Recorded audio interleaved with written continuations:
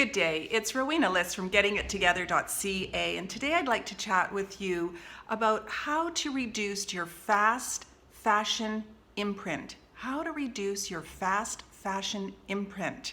Maybe you don't even know what fast fashion is.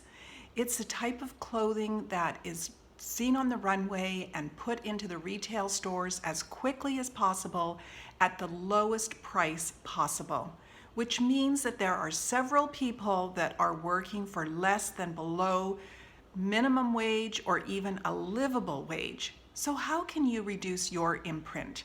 Well, it would mean buying less clothing, maybe doing some clothing swaps with friends and families, going to consignment stores, or buying higher quality items that are going to be timeless and that will last you a long time.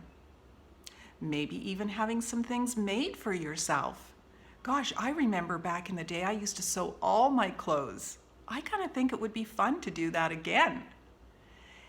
And to try to avoid the big stores like Walmart, Forever 21, H&M. These are the ones that are encouraging these types of fast fashions. You know, if you see a t-shirt for $5, you just have to simply do the math backwards to find out what do you think that person is making that is sewing that piece of garment.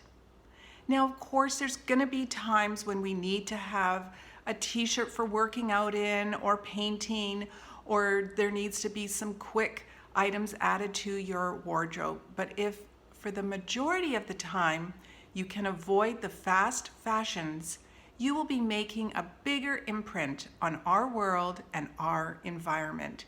Check out the article below to see all the other tips and some ideas that maybe you can implement along with yourself and your girlfriends. In the meantime, check out GettingItTogether.ca, and if you haven't had your free discovery session yet, be sure to contact me so that we can set that up and have an over-the-phone discovery session just for you.